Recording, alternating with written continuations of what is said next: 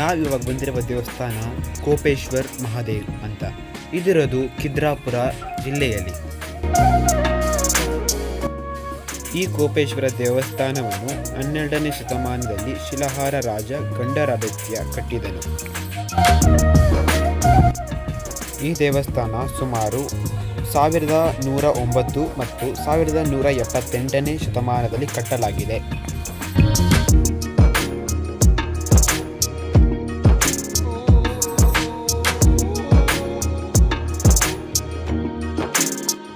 ನೀವೇನಾದರೂ ಈ ವಿಡಿಯೋ ಇವಾಗ ನೋಡ್ತಿದ್ರೆ ಇದ್ರ ಹಿಂದೆ ಅಪ್ಲೋಡ್ ಮಾಡಿರೋ ಎಪಿಸೋಡ್ 1 ಮತ್ತು ಎಪಿಸೋಡ್ 2 ನೋಡಾದ್ಮೇಲೆ ಈ ವಿಡಿಯೋ ನೋಡಿ. ಈ ಪ್ಲೇ ಲಿಸ್ಟಿನ ಲಿಂಕ್ ಬೇಕಾದರೆ ನಾನು ಡಿಸ್ಕ್ರಿಪ್ಷನ್ ಬಾಕ್ಸಲ್ಲಿ ಕೊಟ್ಟಿರ್ತೀನಿ. ಮತ್ತೆ ಮರೀದೆ ಲೈಕ್ ಮಾಡಿ, ಸಬ್ಸ್ಕ್ರೈಬ್ ಮಾಡಿ. ಈ ದೇವಸ್ಥಾನ ಕರ್ನಾಟಕ ಮತ್ತು ಮಹಾರಾಷ್ಟ್ರ ಬಾರ್ಡರ್ ನಡುವೆ ಇದೆ. ಈ ದೇವಸ್ಥಾನ ಕೃಷ್ಣ ನದಿಯ ಪಕ್ಕದಲ್ಲಿದೆ.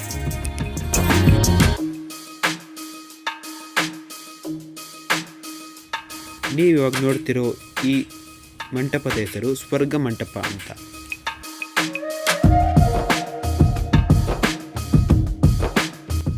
ಈ ದೇವಸ್ಥಾನ ಚಾಲುಕ್ಯ ಡೈನಸ್ಟಿಯಲ್ಲಿದ್ದ 12ನೇ ಸೆಂಚುರಿಯಲ್ಲಿ ಕಟ್ಟಲಾಗಿದೆ. ಕೋಪೇಶ್ವರ ಮಹಾದೇವ್ ಎಂದರೆ ಕೋಪದಿಂದ ಇರುವ ಮಹಾದೇವ ಅಂತ ಅರ್ಥ. ಈ ದೇವಸ್ಥಾನದ ವಿಶೇಷತೆ ಏನೆಂದರೆ ಇಲ್ಲಿ ಯಾವುದೇ ನಂದಿಯ ಮೂರ್ತಿ ಇಲ್ಲ.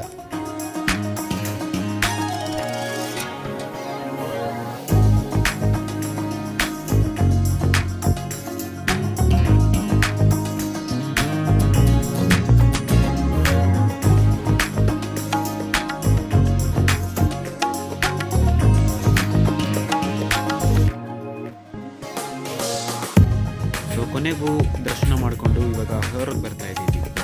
ನೀವು ಕೂಡ ನೋಡಿದ್ದೀರಾ, ಹೆಂಗಿತ್ತು ಅಂತ ಕಮೆಂಟ್ ಮಾಡಿ.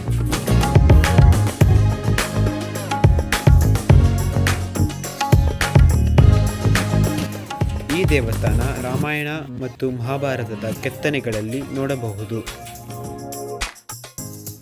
ಈ ದೇವಸ್ಥಾನದ ಸುತ್ತ ಕೂಡ ನಾವು ಸುಂದರವಾದ ಕೆತ್ತನೆಗಳು ನೋಡಬಹುದು. ನೀವೇನಾದರೂ ಈ ದೇವಸ್ಥಾನಕ್ಕೆ ಬರಬೇಕಂದ್ರೆ ಇದು ಕದ್ರಿಪುರ, ಕೊಲ್ಲಾಪುರ ಡಿಸ್ಟಿಕಲ್ಲಿದೆ. ಈ ದೇವಸ್ಥಾನದ ಸಮಯ ಬಂದು ಬೆಳಗ್ಗೆ 6ರಿಂದ ಓಪನ್ ಆಗಿ ಸಂಜೆ 8 ಗಂಟೆಗೆ ಕ್ಲೋಸ್ ಆಗುತ್ತೆ.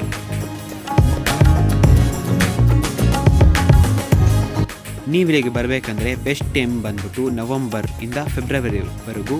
ಇಲ್ಲಿನ ವೆದರು ತುಂಬ ಚೆನ್ನಾಗಿರುತ್ತೆ ಮತ್ತು ಈ ದೇವಸ್ಥಾನ ನೋಡೋಕ್ಕೂ ತುಂಬ ಚೆನ್ನಾಗಿರುತ್ತೆ.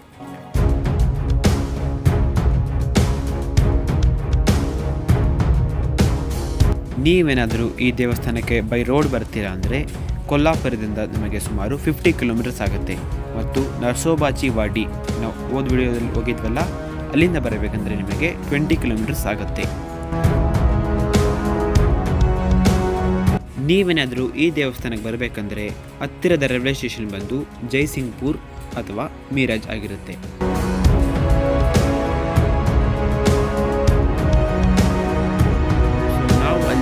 ಅಲ್ಲಿನ ಕೆತ್ತನೆಗಳು ನೋಡ್ತಾ, ದೇವಸ್ಥಾನ ನೋಡ್ತಾ ನಮಗೆ ಸಮಯ ಹೋಗಿದೆ ಗೊತ್ತಾಗಿಲ್ಲ.